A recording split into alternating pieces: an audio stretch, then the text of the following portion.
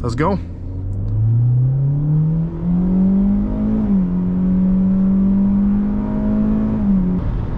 Ah, here he comes. Here he comes.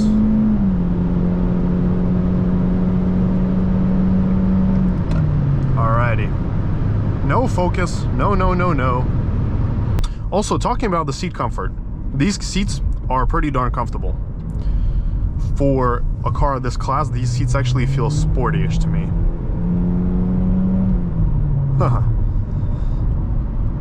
I'm genuinely having a lot of fun with this car.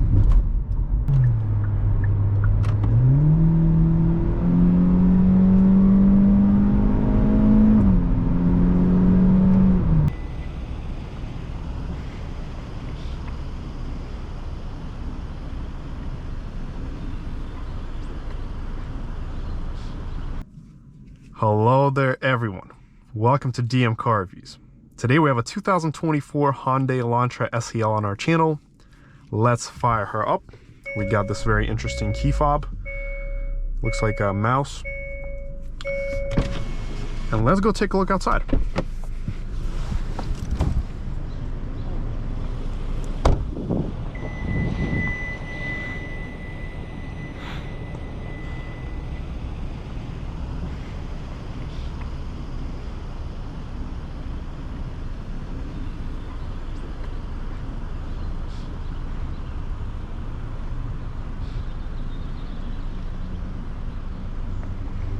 This is the direct competitor to the Toyota Corolla, the Nissan Sentra, and the Honda Civic.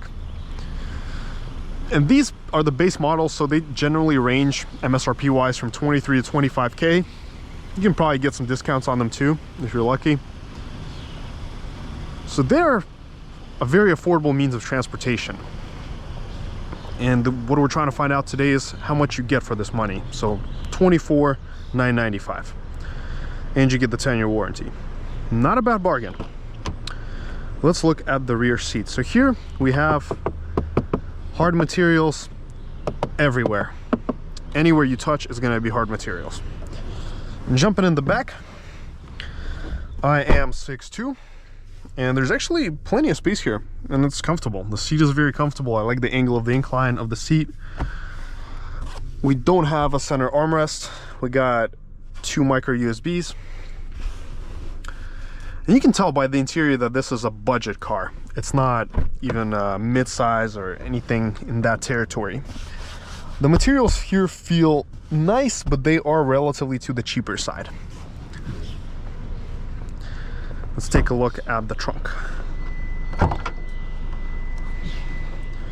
We got a decently sized trunk which goes in quite deep, but it's not very wide in its height, so fitting and stuff may be sometimes a little bit more difficult, but still it's a very good size for this class. I would personally like it for it to be a little bit taller.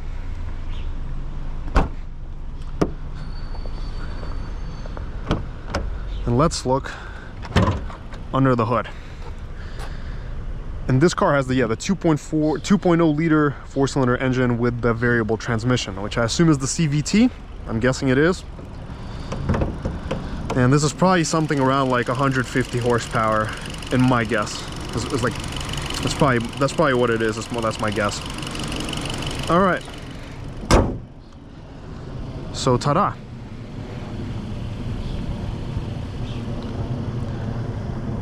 But let's hop into this cabin and see what we get here. So once we are inside the cabin of the new Elantra, the first thing that I notice is how many hard touch plastics there are.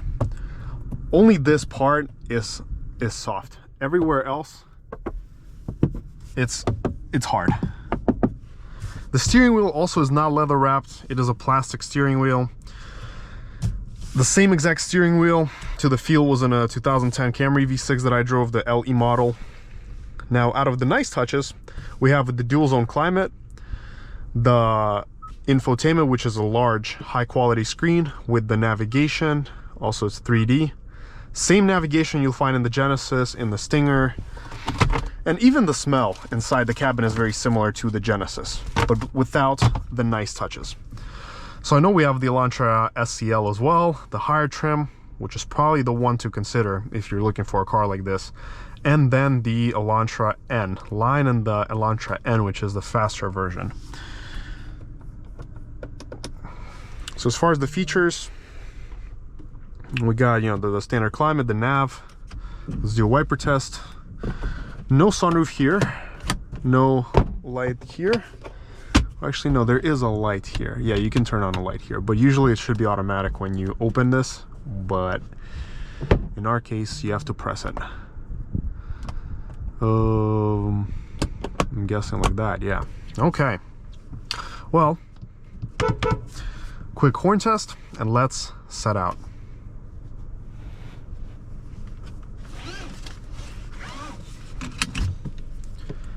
Let's also check the backup camera.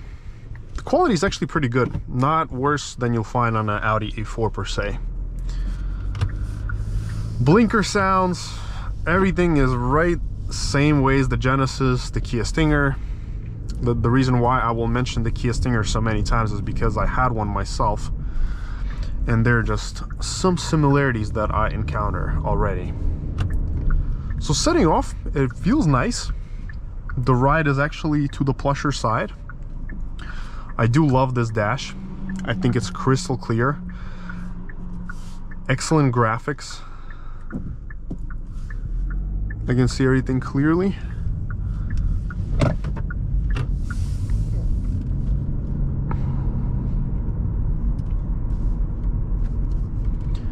And as you can see here, we can go through different menus, and even in a pretty much base Elantra, we have the tire pressure monitor, which you don't get on the Audi S4 or the S5 for almost 70 grand. And Hyundai still incorporated that. Kudos to them. Now with Hyundai products, you generally get a lot of features per se, like, you know, the blind spot systems, the tire pressure monitors, the navigation, the dual zone climate. You can even put on the camera when you're stationary in drive modes. We also have the sport mode, which we'll definitely have to try. But there are some gimmicks that you have to deal with while owning these cars. There's oftentimes a lot of electrical problems with them. If you have a sunroof, they rattle. The paint fades and peels, and it's very very gentle. And of course, you know, it is a Hyundai. Not that it's a bad thing, but it is a Hyundai. Power here is not bad.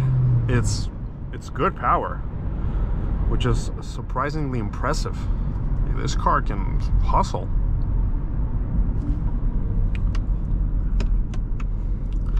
Another thing with Hyundais and Kias that I've noticed is that their brakes wear out very quickly, like the rotors. So you will start to feel the steering wheel shake when you slow down, unfortunately. I've noticed that in Kia Stingers with like 20,000 miles on the odometer, so don't expect the most durable brakes. But I do feel like this is a more plush alternative to, per se, the Corolla. This is definitely way nicer than anything Toyota has to offer nowadays. The screen is absolutely amazing compared to, like I said, whatever Toyota or Nissan offer in this class. And this dash is very like Audi inspired too, in a way.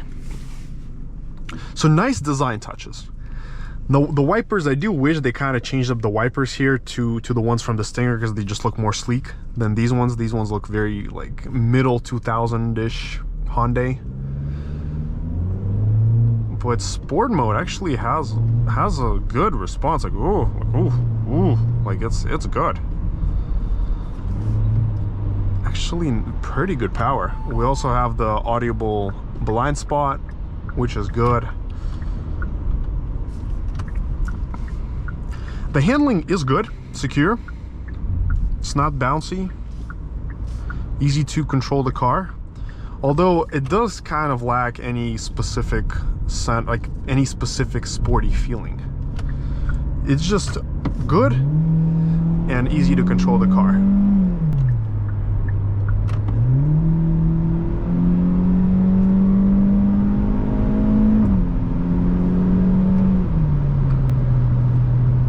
Not bad at all. I I gotta say, this is really good. Like, the power is here. It may not be a ton of power, but it's definitely very good power, especially for a car of this class. And the response is just so instant and easy to predict. Haha. Wow. I gotta say, this is great, and it holds the RPMs at the right RPM range and shows you the speed limit right here too. Lane keeping assist. So how does normal mode differ? I'm just trying to understand. We have smart. Wait, let's go to smart mode. Ooh, we get a different design here. Now the engine here is more audible. When you're driving at high RPMs, you can hear it more in the cabin. But the soundproofing is not bad. It's definitely quieter here than in some Hondas that I've been in. Sound isolation is pretty good here. But let's get out our RaceBox and do a quick acceleration test and see what this car does.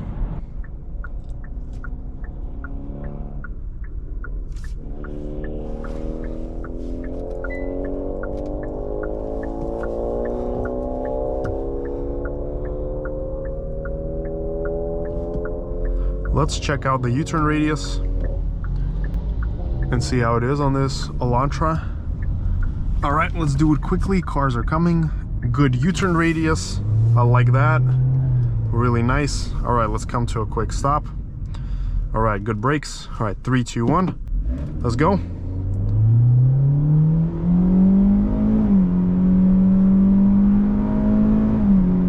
Accurate speedometer, 8.5 seconds. Not bad at all.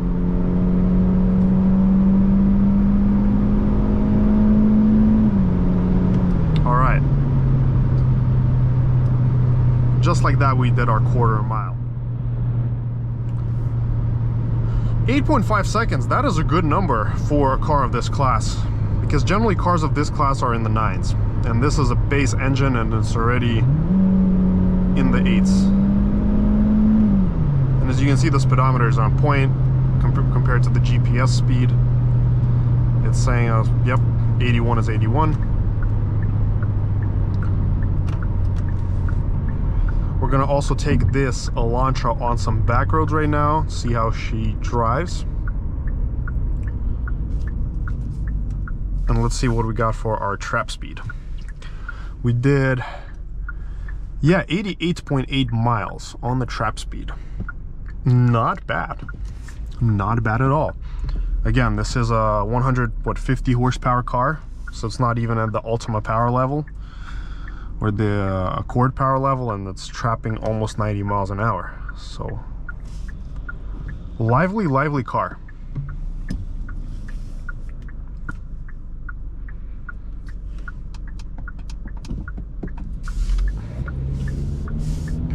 But let's take her through some back roads. Let's see how that is. And actually, this CVT is darn good. It's responsive, it stays in the right RPMs, and it has a good start to it too, so it's not like sluggish or anything. You don't feel like this car is sluggish.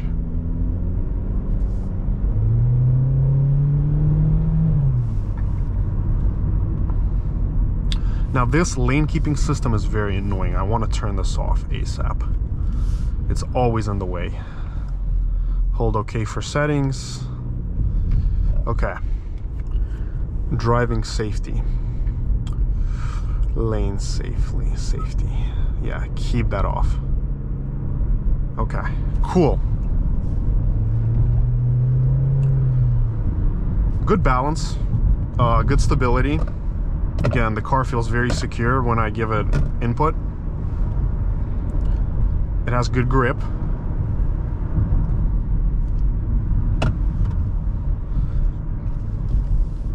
This is a fun to drive car.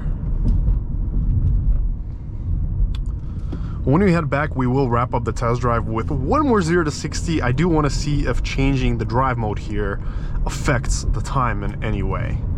Maybe does normal mode imitate the shifts, or does it not? That's my question. That's what I'm trying to understand. Because if it does not per se, then maybe we could do a quicker time than we did before.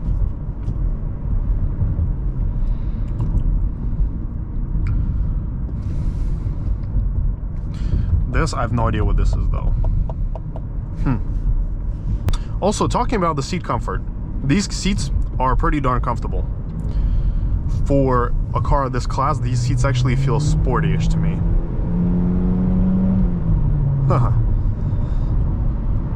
I'm genuinely having a lot of fun with this car.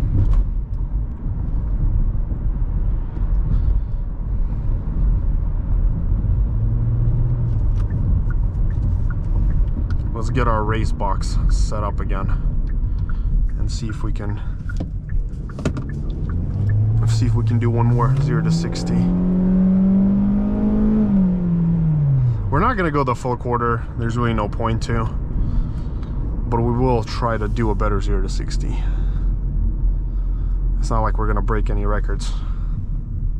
All right, so 3, 2, 1, let's go. And here comes the Focus. Second time I'm encountering him. 8.4, yay. All right, let's let off. So 8.4 seconds, that's our best time, and we achieved it in normal mode. Ah, here he comes. Here he comes.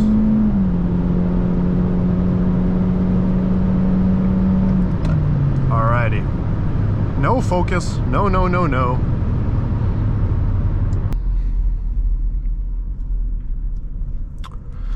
He's probably doing some acceleration testing too.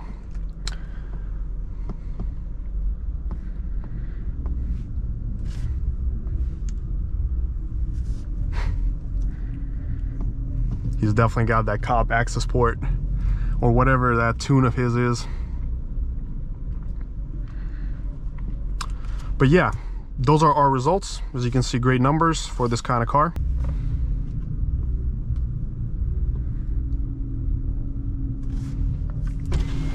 Yo, what mods you got on that thing? Huh? What mods you got on that? Big turbo. I got a big turbo 4-port. All right, so to wrap up this test drive, what have I thought about this Elantra SEL? I like it. It's fun to drive. It's got some pep to it. It's an ambitious, quick powertrain. I think it's got very good results for what it is. Now, my choice would definitely be the N, the Elantra N all the way, but I'm sure not everybody shopping for a $23,000, $25,000 car wants to go up to $35,000. Although if you can, definitely go for it. But for a $24,000, $25,000 car MSRP, I think this is a great car. The only trim that I would prefer is one with a leather steering wheel, because in the winter this gets ultra cold, and I remember getting into the Camry, had the same kind of material on the steering wheel, and in the winter days your hands are just freezing. It's so cold. The leather feels way more pleasant and nice to the touch. Otherwise, it is a great vehicle. I definitely feel like this is a pretty reliable overall powertrain. I'm sure it has its bugs and glitches here and there, like most Hyundais that I've seen throughout the years. They do have some kind of little rattles and other stuff, but this seems to be very simple in design and very durable, something like that a taxi driver would like. And I feel like these materials will not squeak or creak. They're very solid. And look at this, all this time that we've been driving, we're still at about the same gas range as we were before, so it's extremely efficient.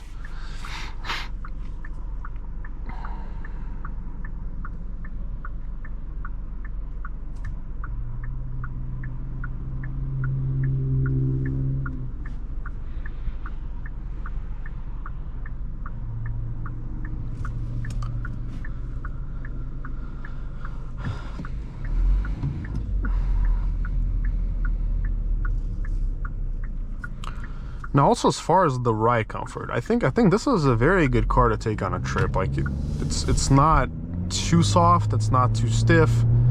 It won't make you car sick. It's got a healthy balance of stiffness and comfort to it. Let's check the turn-in. Sits on the road beautifully.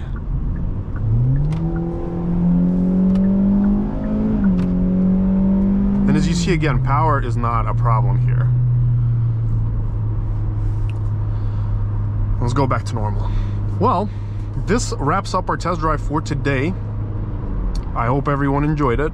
Let me know your thoughts down in the comments below. And until next time.